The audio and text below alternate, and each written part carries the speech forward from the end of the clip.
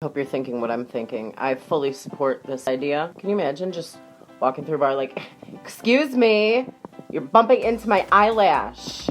So disrespectful. Like, you just feel fierce. You're, whatever. It's just, I don't know. God, Becky. Whatever. Can you imagine sleeping with these things? And they very still like baby Jesus. Babies lay still all the time.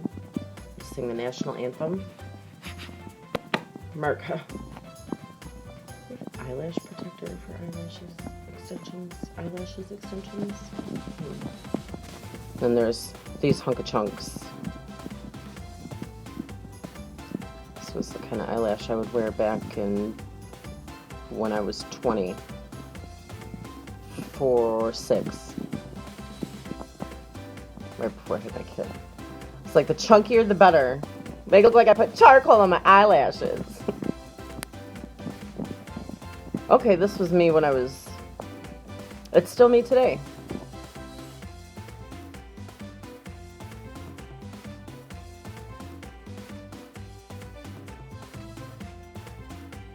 So I'm sitting here watching the snow fall so gracefully from the sky while I wait for my daughter to get out of school.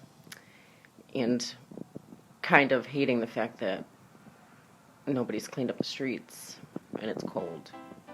But I'm bombarded with a bunch of thoughts that I had last week when I was in my super crazy, emotional, hormonal roller coaster of emotions. And I had this thought. So I said, you know what? Once this roller coaster is over, I'm going to come back to this idea, see if I still feel the same way. Well, guess what? I do. And I'm typically not, the week before my period, I hone in, I focus on a lot of negative. Everything triggers me, and suddenly everything needs my opinion. Whereas any other day of my life, that other 3 weeks out of every month, I'm content just doing my life, doing me. And then that week before my period, I just have 1,800 opinions about, like, the fucking elephants in Africa. I'm gonna get on a plane and go save them, right? No, I'm not. I can't. I got a kid to raise, like, properly. Probably gonna be using a lot of hand gesture, hand movements, because I'm getting real passionate. If you could tell in the last one, I was using a lot of this. It's a free hand I don't know what to do with, so I use it. Almost 100%. I'm like 99, I'm like a pregnancy test. I'm like 99.9% sure that Facebook markets all of their posts when I'm going through this emotional, hormonal wreck of a life. I'm pretty sure they're like, oh, Jennifer, she's got that thing that we can't diagnose, that we don't know about. But she's extreme, and we need her comments and a lot of posts. So let's feed her all the negative stuff all day. And that's what I do. I just fucking feed into the bullshit Facebook feeds me.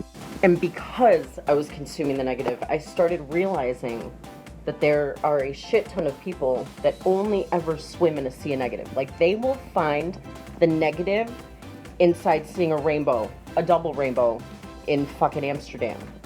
There's people out there. Like, that means that we're all going to hell and here comes the apocalypse. So basically I thinned out my Facebook friends list. But I can't, like, I can't imagine living that life. It's hard enough for me to live that 5 to 7 days out of the week and have to shut down, literally have to notice what I'm going through.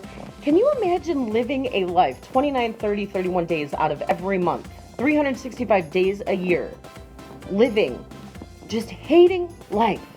Like, we all have that one person that just always has to point out the negative. And I know that we don't live in a world of fucking peaches and cream and cottage cheese and positive rainbows over Amsterdam, right? But what I do know is you can change your whole aura by watching what you consume on the internet. That's what I learned this week. And two, I realized that sometimes in those moments, like, I might need a hug. So just like hug emoji, the people that are really negative on your Facebook wall all the time, just be like, oh, you need a hug. Oh, you need a kiss. Mwah.